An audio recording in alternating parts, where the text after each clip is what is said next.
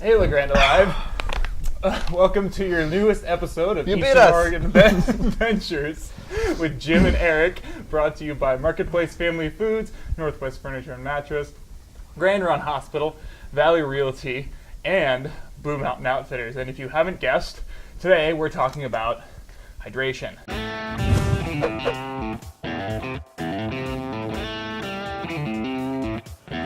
So, hydration is an essential part to every backpacking trip.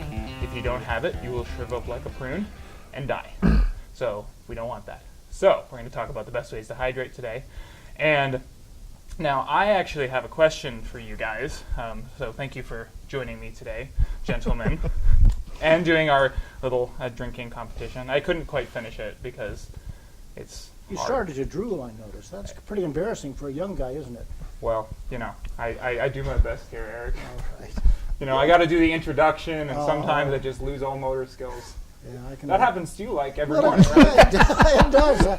Funny You should understand. Funny you should mention that, but we don't have to go into those details. No, that we don't want to subject our viewers to that. That doesn't have to do with water. Let's keep moving. Yeah. So Eric has to drink twice as much as the rest of them. Okay, I'm done. That's all right. So went to Horseshoe Lake a couple weeks ago, and I brought these, what they're called, AquaTabs, and I bought them here at Blue Mountain Outfitters, and it's kind of an interesting experience using these AquaTabs. They're great because they're lightweight. You can put them in your backpack, and you can bring them with you, and you can essentially take any water from any source, and you can put the tabs in there, and you can then convert it, and essentially it'll be clean to drink. But the process for these things is that one of your members of your crew, or of your group, has to stand there for about a half an hour and take the bottle and shake it. Just hold on to it and shake it. Right. So I don't know if you guys have ever seen that exercise commercial where it's that little thing where it goes goo goo goo goo goo goo goo goo. No? No, sorry, but That should be sounds, like a thing that you should sounds see. interesting. Yeah. No, I know what you're talking about. Yeah. So it's kind of like that. So Shake what I weight guess- is what it is. A shake weight. yeah, that one, the shake away. Yeah, It's like doing shake away except for with water tablets. Yeah. So my question for you guys is there alternative ways of hydrating on a long trip other than doing the shake away?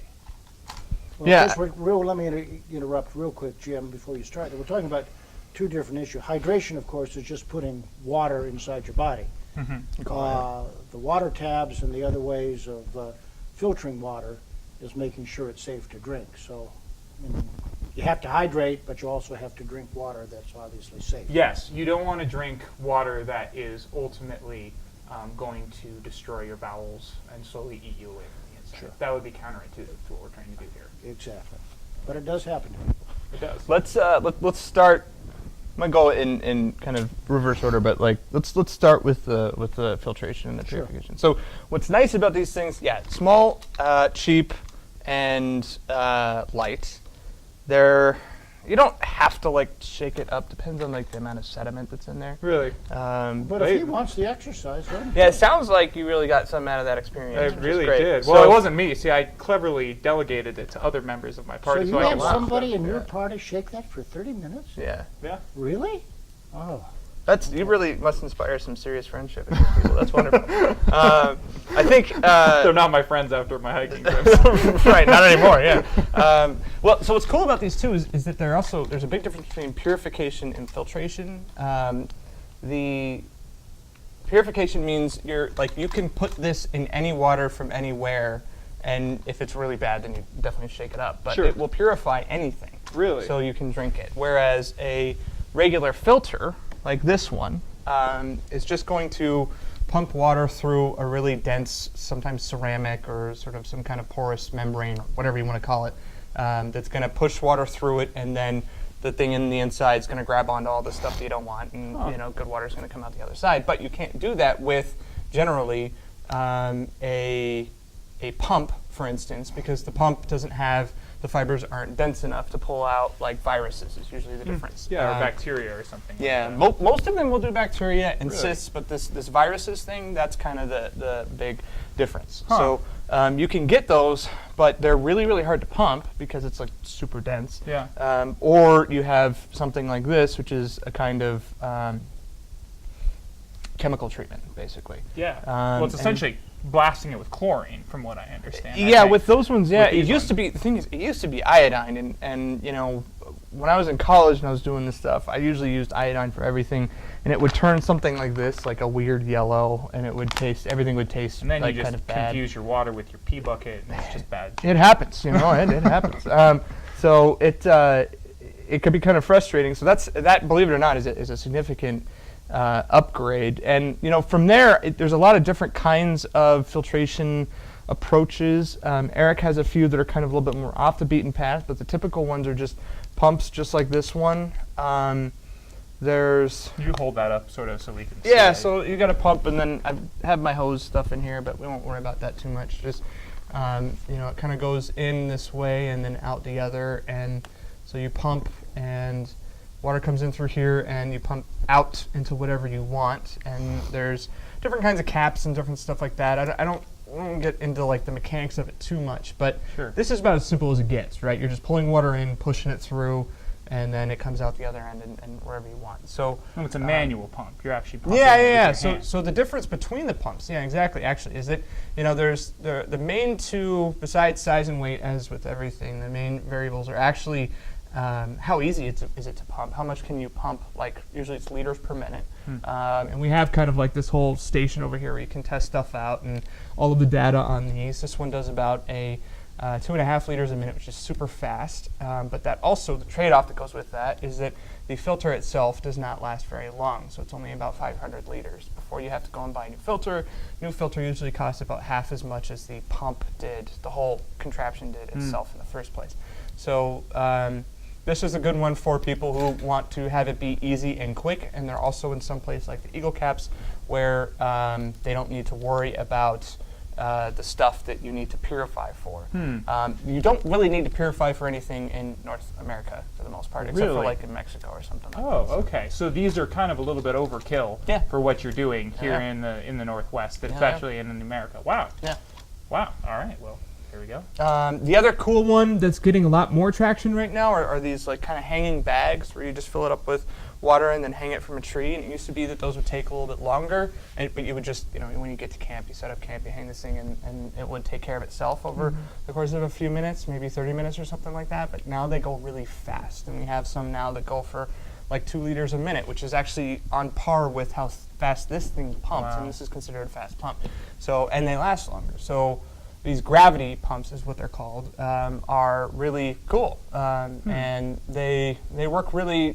You know, it's actually as quick as, you know, if you just need to stop and have a peanut butter and jelly sandwich break in the middle of your hike, then you can go and set it up. So I mean, it's, you know, it's definitely one of those areas where water filtration, they're pushing the envelope in many different directions at the same time, and the technology is evolving very, very quickly, just because it's such an important thing. Which I think Eric has some cool stuff that kind of hits more on the cutting edge. That's of really things, too. cool, though. I didn't know that those gravity filters, is Yeah. that what they're called? Yeah. Existed. So I'm going to have to get one of those.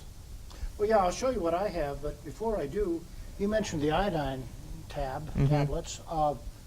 I used those also when I was first starting out backpacking. And you're the retro guy, Will.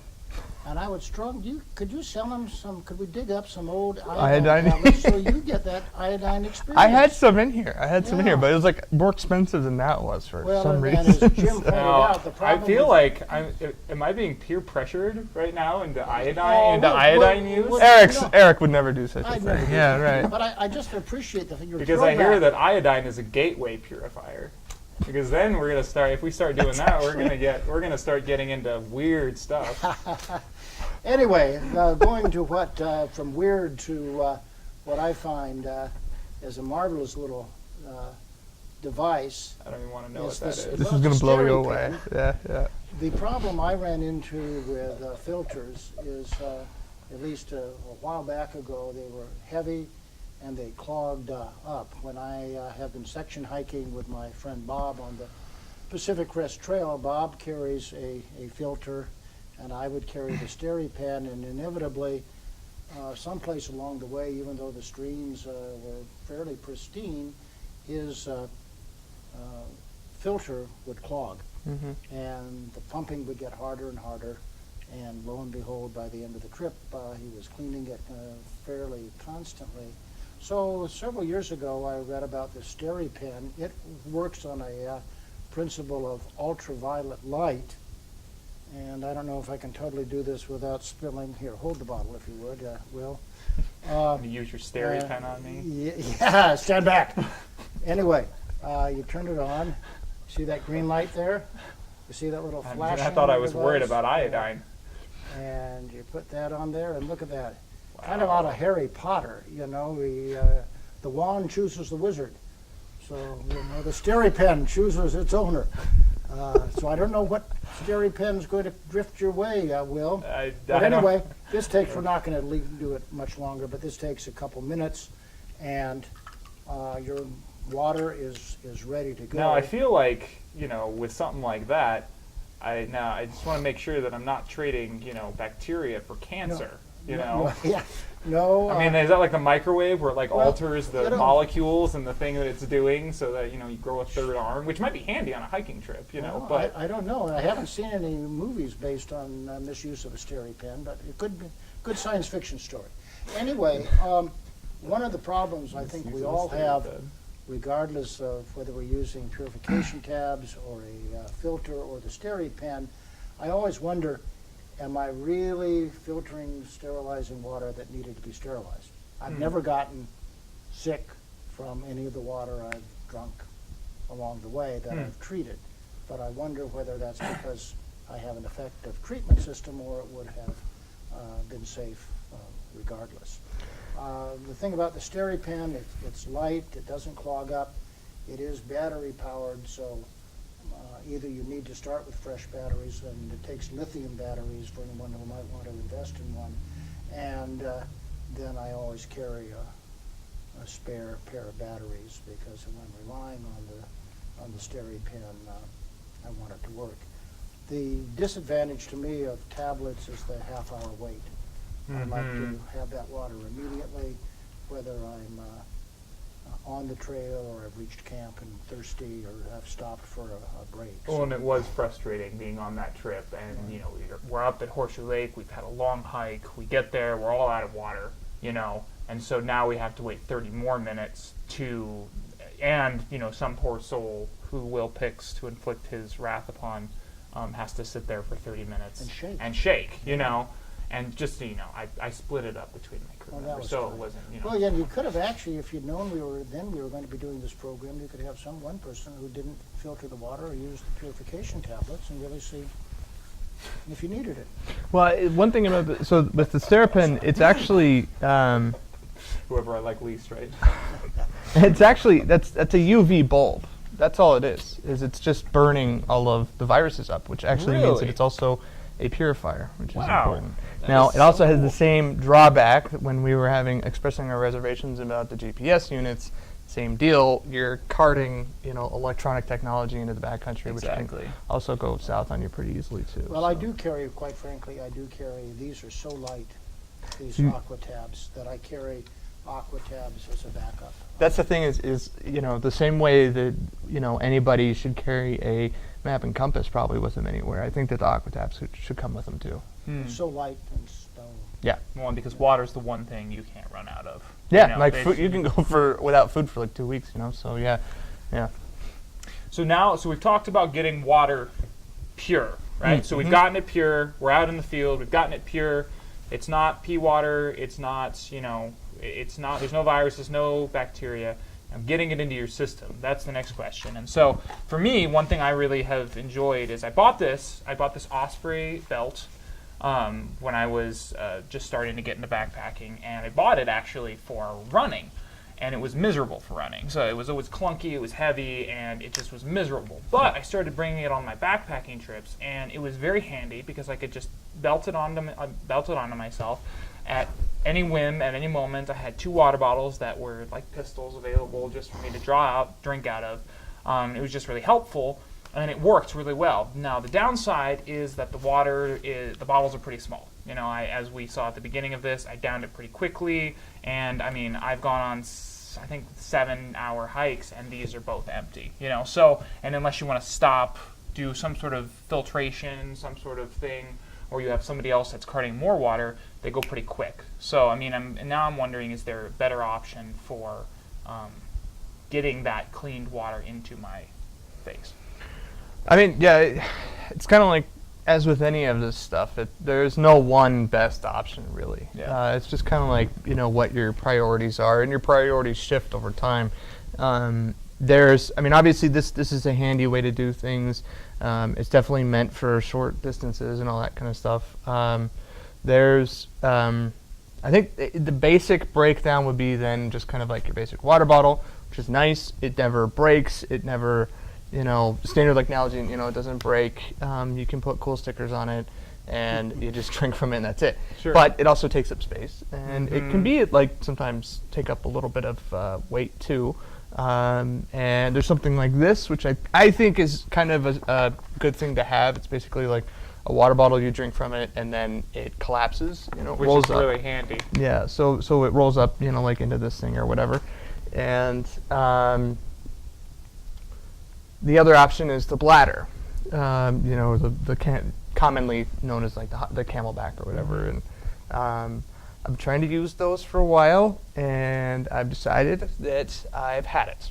Yeah. So I just can't do it anymore. And I think the thing is, from a mechanics standpoint of having it do the same thing this thing does, which is disappear when it's done, I really, really like that. But I am doing probably more skiing almost than I do hiking sometimes these days, and so it freezes, and that really that's really infuriating when it freezes, because then it's just totally useless, and I have to like get it out and drink out of it it's weird. So, and I always had the problem where, I always had the problem where I would put those things on and I would use it and I would drink out of it, but then it would leak. And I had the lock, but it would somehow break. You're drooling.